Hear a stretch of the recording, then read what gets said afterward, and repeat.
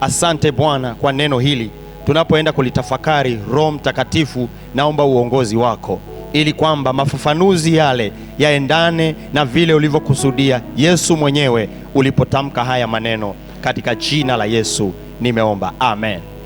Basi naomba uketi uweponi mwa Bwana wakati huu tunapoendelea kulitafakari hili neno. Wapendwa, tuko kwenye majira ambayo mimi naita kwa Kiingereza post resurrection experience, majira ya kupata uzoefu wa baada ya ufufuo. Bwana Yesu amemaliza kazi. Sisi tangu tumeokoka, kipindi chote hicho kinaitwa baada ya ufufuo. Kipindi chote tangu tumeokoka sisi ni baada ya ufufuo. Kipindi chote tangu Yesu alipomaliza kazi pale msalabani, akafa, kazikwa, na siku ya tatu akafufuka kutoka pale, ni baada ya ufufuo. Na Yesu Kristo anapenda tujue mambo mengi sana baada ya ufufuo. Kwa hiyo niombe, katika moja ya sentensi ambazo Yesu amesema baada ya ufufuo ni hii sentensi hapa. Sura ya 24 ya Luka inazungumzia habari za nyakati zile Bwana Yesu amekutana nao wanafunzi wake alipofufuka. Maneno aliyoyasema yana maana kubwa sana katika kutuandaa sisi watakatifu tupate kuelewa jambo hili la msingi sana. Sasa naomba kwanza, kabla sijaenda kwenye haya matamko, nikurudishe nyuma kidogo. Naomba sentensi hii kama utaandika itakusaidia sana, ili uweze kuelewa ukweli huu wa kibiblia. Ukweli huu unasema hivi: mwanadamu ni kiumbe, mwanadamu ni kiumbe ambacho hakijakamilika mpaka Mungu mwenyewe atakapowekeza ndani yake nguvu zake. Mwanadamu ni kiumbe ambacho hakijakamilika mpaka pale Mungu atakapowekeza ndani yake nguvu zake. Hiyo tunaithibitisha kwa maandiko. Kwenye maandiko, mwanadamu alipoumbwa mara ya kwanza, si unajua aliumbwa katika mavumbi, Mungu akamfanya kwa mavumbi ya ardhi. Mwanzo sura ya 2 mstari wa 3. Sura ya 2 mstari wa 7.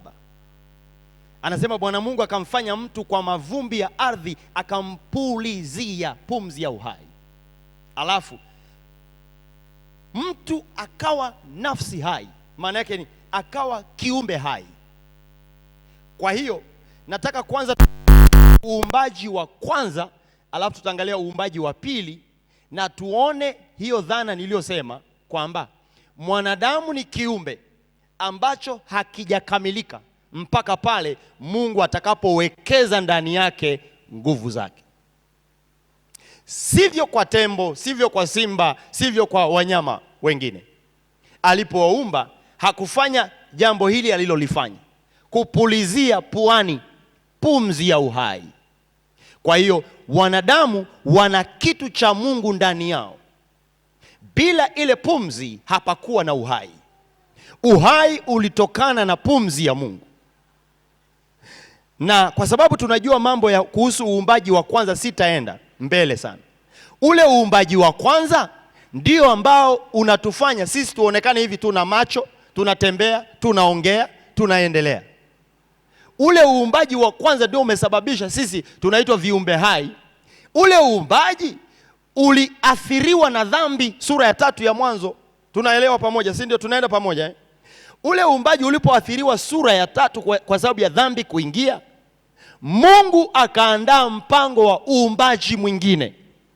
Kwa hiyo hapa nimesha kuhamisha kutoka uumbaji wa kwanza, tatizo limetokea katikati, tunaingia kwenye uumbaji mwingine ambao unaitwa kuzaliwa mara ya pili, mtu anapookoka.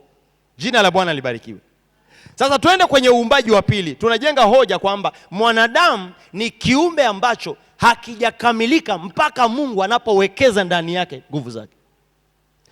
Unaonaje kama Adamu baada ya kuumbwa ile kwenye uumbaji wa kwanza, Mungu angesema tu jamani, ameonekana vizuri, masikio yamekaa pazuri. Maana ilikuwa ni kiumbe ambacho hakina uhai, lakini mwili umekamilika, macho yapo, pua, kila kitu amekamilika, anaonekana vizuri kimwili, lakini gogo tu limetulia hapo tu, liko hapo, halina uhai. na Mungu angesema tu nashukuru, ungekutana na kama vile vidude vinasimamaga kwenye maduka ya Wahindi. Unakumbuka, unakuta amepigwa suti mtu na yuko hivi. Kuna siku unaweza kumsalimia ukasema habari, ninaweza kuingia dukani, ila kumbe ni mdoli. Adamu angebaki mdoli bila kupuliziwa pumzi ya uhai. Jina la Bwana libarikiwe. Lakini Mungu alipopuliza pumzi ya uhai, Adamu akaamka, akawa kiumbe hai. Na kutoka pale akawa tofauti na viumbe vingine vyote, kwa sababu ndani yake ana cha Mungu. Ana uwekezaji wa Mungu uko ndani yake. Akili nyingi, uwezo wa kubuni na kufanya mambo mengi. Yote ni kwa sababu Mungu aliwekeza ndani yake. Uumbaji wa pili umetajwa katika Biblia katika sura ile ya pili, sura ya 5 mstari wa 17. Waraka wa pili wa Korinto, unajua andiko hili vizuri, si ndio? Hata imekuwa mtu akiwa ndani ya Kristo. Waraka wa pili wa Korinto 5:17. Mtu akiwa ndani ya Kristo amekuwa nini? Kiumbe kipya. Tafsiri ya Kiingereza inasema new creation, uumbaji mpya. Kwa hiyo mtu akiwa ndani ya Kristo amefanyika kiumbe kipya kilichotokana na uumbaji mpya. Na anasema ya kale yamepita, tazama yamekuwa mapya. Na haya maneno Bwana Yesu aliyazungumza akiwa na Nikodemo, kiongozi wa dini ya Kiyahudi, kwenye sura ya 3 ya Yohana. Wakati anamfundisha anamwambia hivi, mtu asipozaliwa mara ya pili hawezi kuingia kwenye ufalme wa mbinguni. Mtu asipozaliwa mara ya pili hawezi kuingia. Kwa hiyo ndani ya ufalme wa mbinguni raia wanaopatikana, waliofanikiwa kuingia ni watu wa aina gani? Waliozaliwa mara ya pili. Maana yake ni wameumbika tena, wameumbwa mara ya pili. Hawatembei tu na uumbaji ule wa kwanza, wanatembea na uumbaji wa pili ambao sasa Yesu anaufafanua katika sura ya 3 ya Yohana. Anasema ule mstari wa 6 tu kwa haraka, tusome pale. Mstari wa 6 anasema hivi, kilichoumbwa kwa mwili ni mwili. Kilichoumbwa au kilichozaliwa kwa mwili ni mwili, na kilichozaliwa kwa roho ni roho. Kwa hiyo kutoka hapa tunapata msingi kwamba ndani ya ufalme wa Mungu, na mimi nazungumza na watu walioko ndani ya ufalme wa Mungu sasa hivi, walioko humu ndani ni viumbe vipya, ni wanadamu wapya. Kwa lugha rahisi, ni wanadamu wapya ambao wao wamezaliwa kiroho. Uumbaji wa nje uko vile vile, lakini uumbaji wa ndani uliofanyika, anasema kilichozaliwa kwa roho ni roho, ndio kitu ninachokizungumza. Sasa Bwana Yesu kabla hajapaa mbinguni alitaka kuhakikishia wanafunzi wake wanaelewa jambo hili la muhimu sana, kwamba lazima kufanyike uwekezaji mpya tena wa Mungu ndani ya mwanadamu, ili kiumbe hiki ambacho mwanzoni kiliumbwa kwa mfano na sura ya Mungu, kikavurugwa na shetani, sasa kimerejeshwa kwenye uwepo wa Bwana, ili kibaki kwenye nafasi yake na kutenda wajibu ule ambao Mungu alikusudia. Lazima Mungu tena apulizie puani pumzi ya uhai, uhai wa kiroho, uhai unaozaliwa na roho wa Mungu ndani ya roho ya mwanadamu. Kuna mtu amenielewa mpaka pale? Nilikuwa najenga tu msingi wa utangulizi. Mpaka pale tuko pamoja Sasa tuelewe jambo hili. Anasema hivi, tazama na waletea juu yenu ahadi ya Baba yangu. Kwenye maneno haya mstari mmoja tu umebeba mambo matatu makuu. Jambo la kwanza ni ahadi ya Baba. Na ili uelewe ahadi hii ya Baba, lazima tupate uzito wa jambo hili. Na kwa sababu ni fundisho endelevu, nitaendelea kufundisha, lakini nataka nijenge msingi leo uelewe ahadi hii ya Baba, ambayo basically akisema hivyo ametaja ahadi iliyotamkwa tangu Agano la Kale. Mungu akasema kwa kinywa cha nabii Yoeli, sura ile ya 2 mstari wa 28 na 29, hata itakuwa siku za mwisho nitaimimina roho yangu juu ya wote wenye mwili. Wote wenye mwili watafurikwa na roho wangu. Mungu anasema roho wangu nitamleta kwa wote wenye mwili. Ila lazima uelewe sasa, maana ufunuo huo unatokea alafu unakamilika baada ya muda. wote wenye mwili wamwaminio Yesu. Ndio hapa anawataja. Anasema hivi, anasema na wana wenu waume kwa wake watatabiri, wazee wenu wataota ndoto, na vijana wenu wataona maono. Tena juu ya watumishi wenu wanaume kwa wanawake, katika siku zile nitamimina roho yangu. Hiyo ni ahadi ya Baba. Sasa unajua kuna ahadi hapa duniani unaweza kaahidiwa na mtu, alafu ahadi zikavunjika. Nasema I am sorry.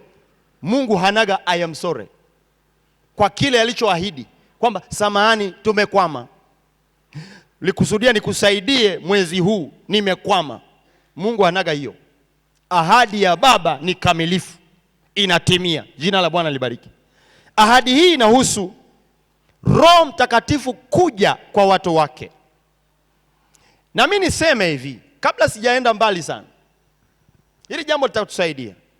Kama kungekuwa na jambo moja tu leo tukaambiwa hivi, hebu chagua jambo moja tu ambalo unatakiwa kutafuta kwa bidii ili uwe na ufanisi kwenye ufalme wa Mungu, utafute nini? Jambo moja tu ambalo ungepaswa kutafuta ni jambo hili ambalo Yesu anasema. Ukaamua kabisa, umeacha mambo mengi, yaani unataka jambo gani? Moja tu la kuhakikisha umepata hapa. Unajua kwa sababu gani? Nguvu ndio msingi wa kila kitu. Nguvu ndio msingi wa kila kitu. Na kama nilivyosema mwanzoni, binadamu ni kiumbe ambacho hakijakamilika. Pasipo nguvu za Mungu, Mungu asipowekeza ndani yake, huyu mwanadamu ambaye leo anaitwa Mkristo, ameingia kwenye imani ya kumfuata Kristo, hawezi kuwa na ufanisi bila Mungu kuwekeza ndani yake chochote. Lazima uwekezaji wa kwanza ambao Mungu anaufanya ni Roho wake Mtakatifu anakuja juu yetu. Nilitaka uelewe jambo hili ili upate kujua ya kwamba ni muhimu sana kutafuta kuvikwa uwezo utokao juu. Na huo ndio ujumbe wangu. Ujumbe wa kichwa nasema uvikwe uwezo utokao juu. Wewe umezoea mpaka title itajwe kwanza ndio tunaendelea. Sasa hivi ndio unaandika ujumbe wa leo unahusu nini? Uvikwe uwezo utokao juu. Hilo ni hitaji kubwa sana la kila muamini. Pasipo kuvikwa uwezo utokao juu, hatutaishi viwango vya juu. Hatutaishi viwango vya kimbingu. Hatutaweza kufanikiwa kutimiza kusudi la Mungu pasipo kuvikwa uwezo utokao juu. Na ngoja nikupe kweli kadhaa ambazo zitakusaidia kwa habari ya hitaji la kuvikwa uwezo utokao juu. Hitaji la kuvikwa, alafu tutakuja ni nini maana yake hasa, nini kinachotokea. Hitaji la kwanza, hitaji la kuvikwa nalielezea kwa mambo kadhaa. Moja, hitaji hili ni kubwa kwa sababu inahusiana na kurejeshewa utukufu uliopotea. Utukufu uliopotea wakati wa anguko, Mungu anaurejesha kwa kutuvika uwezo utokao juu. Kila anachokitumia lugha ya Kiyunani anaposema hata mvikwe uwezo utokao juu. Ngoja nitafute hicho Kiyunani chake. Anasema hivi. Anasema nawaletea ahadi ya Baba yangu, lakini kaeni humu mjini hata mvikwe uwezo utokao juu. Kila mmoja aliko hapa amevikwa leo, si ndio? Ila kimsingi tumejivika leo. Si kila mtu anajivalisha. Umejivika koti, umejivika gauni, umejivika kadri unavyojiweza. Umejivika. Na baada ya kujivika ukajisikiaje? Ukajipiga na kwenye kioo ukaona umeridhika, si ndio? Umesema umeridhika kwamba umependeza, unaweza katokea mbele za watu, si ndio? Kila mmoja. Kwa hiyo mwangalie jirani yako, mwambie umependeza kwa sababu uliridhika na hali hiyo. Huhitaji mtu mwingine akuambie umeshapendeza kwa sababu si ulikuwa na kioo nyumbani. Kuna mtu hajikubali hapa alivyo. Sasa tumejivika na tunayo heshima, tukitoka mbele za watu tunajisikia naweza nikajitokeza, yani nikawasalimia watu najisikia comfortable. I am confident. Nina ujasiri kwa sababu ulijivika. Mungu anajua wakati dhambi ilipoingia wanadamu walivuliwa utukufu. Na maandiko yanasema wote wamefanya dhambi na kupungukiwa na utukufu wa Mungu. Warumi 3:23. Utukufu umeondoka. Wanadamu wakaanza ni watu wa kuona aibu, watu wa kumkimbia Mungu, watu wa kumogopa shetani, watu wa kuteswa, watu wa laana, watu wanakimbia, hawana uhakika na maisha yao. Maana utukufu ulivuliwa dhambi ilipoingia. Nampenda Bwana Yesu.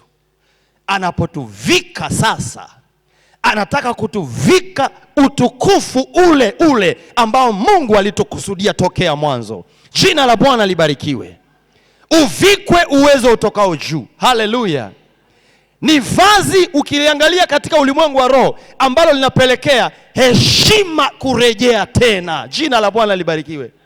Na mimi nakuambia hivi, kuna nyakati watu wa Mungu wamedharaulika, wanaonekana si watu wa kulialia hawa, watu wa nini, si makanisa haya kulialia. Ngoja, nataka nikuambie hivi, majira yamewadia. Bwana anawavika watu wake uweza utokao juu, na mambo yaliyo juu yataonekana hapa duniani. Yatakapoonekana hapa duniani, wale waliotudharau watasema na kupiga saluti, hakika huu ni mkono wa Bwana, huu ni mkono wa Bwana unaotenda kazi. Waliokuwa wanyonge sasa wamekuwa watu hodari, maana wamevikwa uwezo utokao juu. Jina la Bwana libarikiwe. Vikwa uwezo utokao juu. Vikwa vazi lenye heshima ya Mungu. Vikwa mambo ambayo yatapelekea kila anayesema hawa hata elimu hawana. Umewahi kusikia kina Petro wakiambia hivi, kusoma sio kivile. Yani vyeti vyenyewe havieleweki. CV wakiandika ni kama haisomeki vizuri. Hawana maarifa ya kutosha, lakini wasema walipoona ujasiri wao wakasema hawa walikuwa pamoja na Bwana Yesu. Maana yake nini? Wamevikwa kitu ambacho wasomi hawawezi kupata, wasiomcha Mungu wa kweli.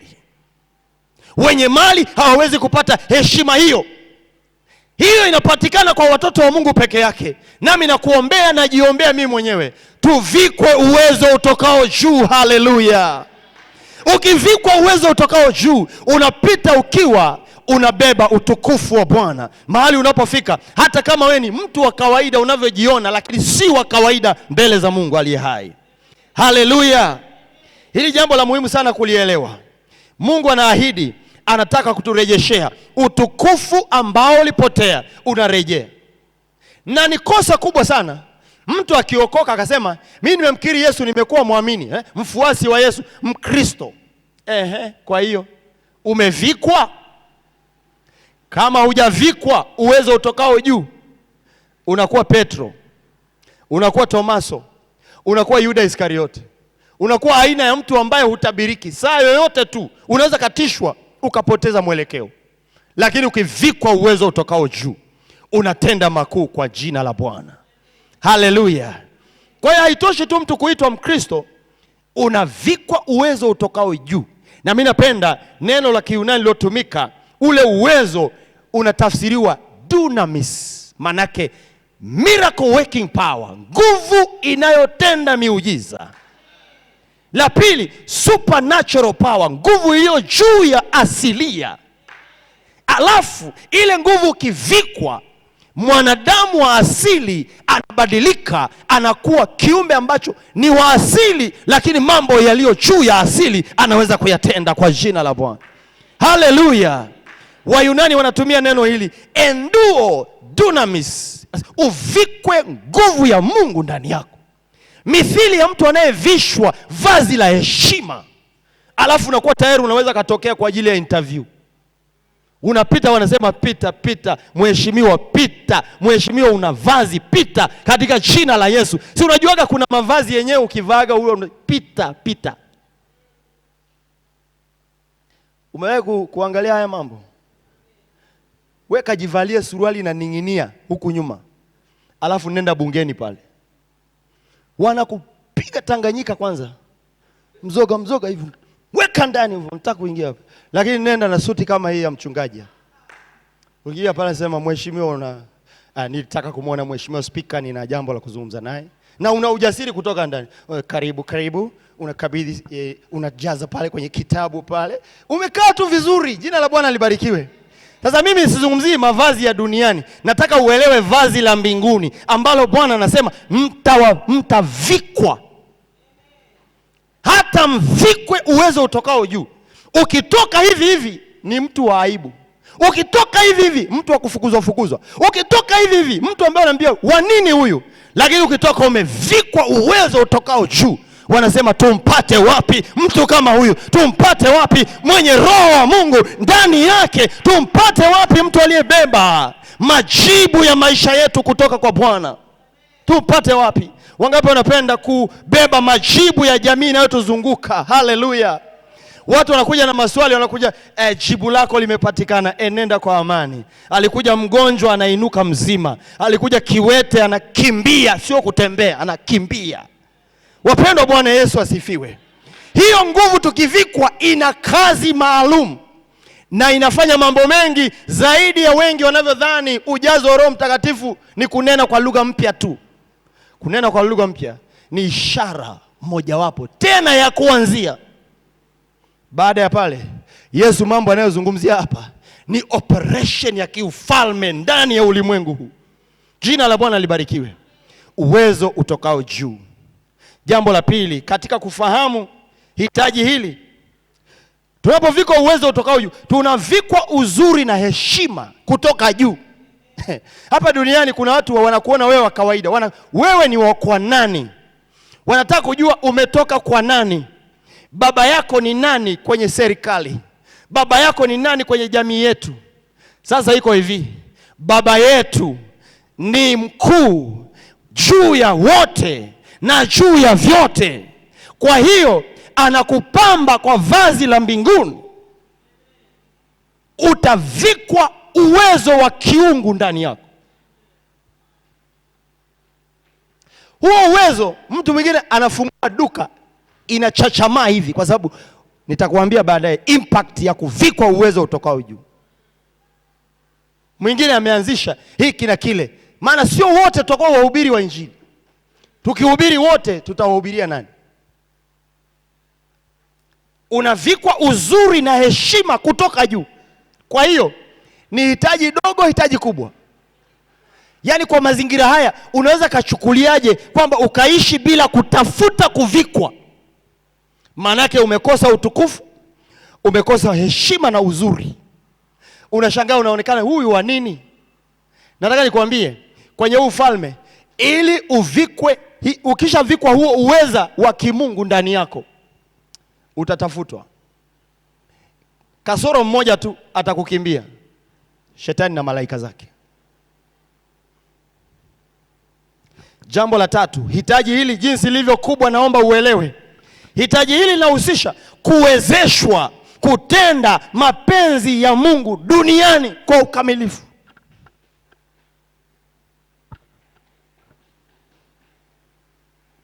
Kuna watu wengi sana wana majina mazuri yamechukuliwa kutoka kwenye Biblia.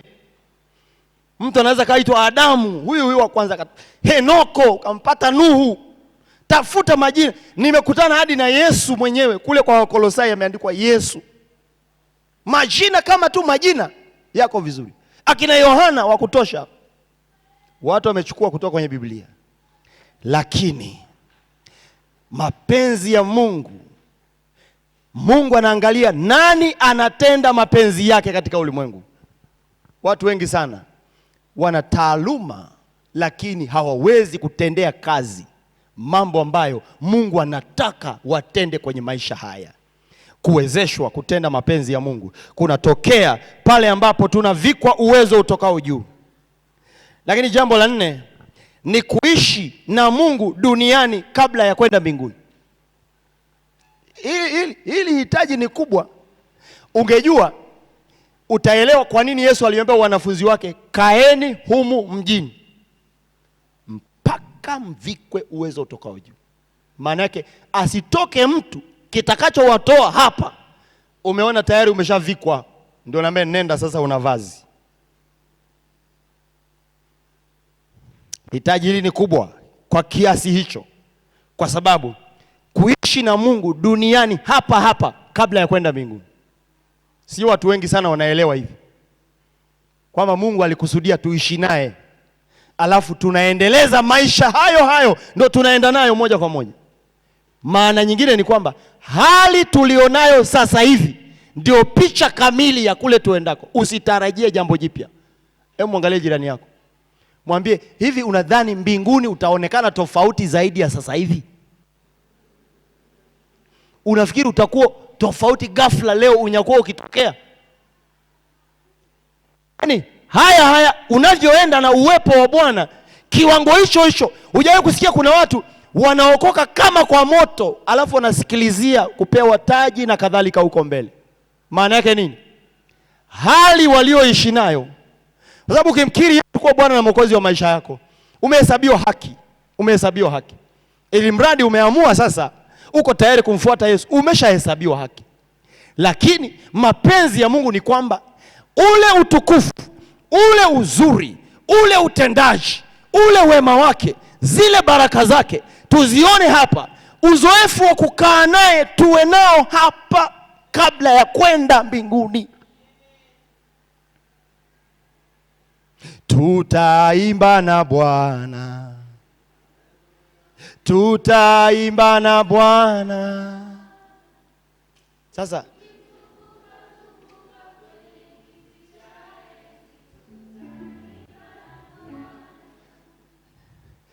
alafu unaona huyu mtu hapa haimbi, ila wimbo anaoupenda ni wa wapi? Muulize, hivi unadhani kule sasa ndio ghafla tu unaanza kuwa mwimbaji? Tutaimba na Bwana kwa furaha.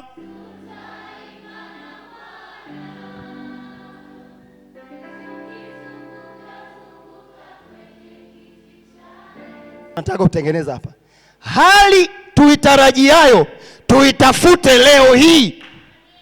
Baraka na uzuri tuutarajiao, tuutafute leo hii. Ndio maana ya Yesu kuja duniani na kutuacha hapa baada ya kumaliza kazi.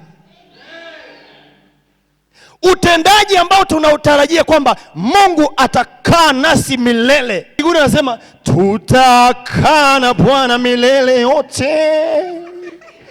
Ghafla nini kitatokea? Swali la kujiuliza.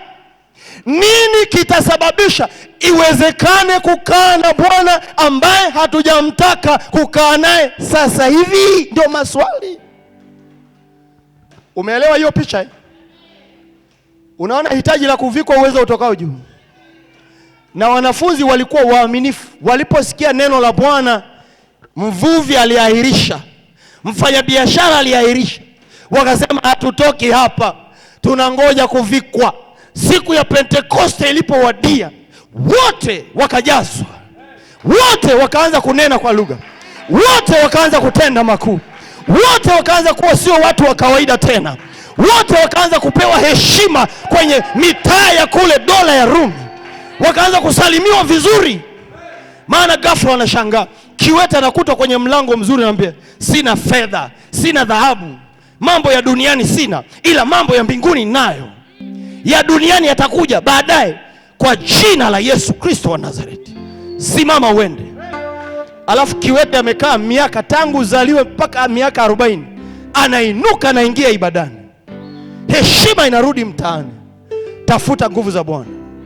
Usihangaike na mambo mengi. Usihangaike na mambo mengi. Jaa nguvu, tuone jambo linatokea.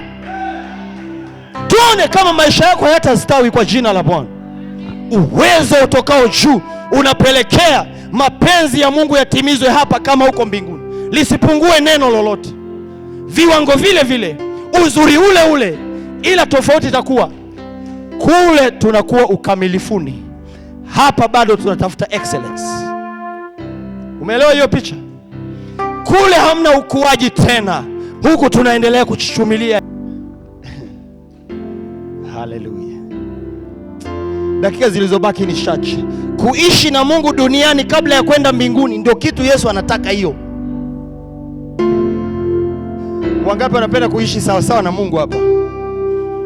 kama tutarajiavyo tutaishi naye. Tunaanzia hapa hapa, na mambo makubwa yataonekana hapa hapa, na uzuri wa Bwana utaonekana hapa hapa, na makanisa yenye utukufu wa Bwana yataongozwa hapa hapa, na uweza wa Bwana utaonekana hapa hapa, na mahali ambapo Mungu anadhihirika kwa viwango vikubwa hapa hapa duniani. Jina la Bwana libarikiwe. Kabla ya kwenda, tunataka tupate experience ya mbinguni hapa. Oh, Yesu mwana wa Mungu, Yesu mwana wa Mungu, tubatize rika ya mashaka.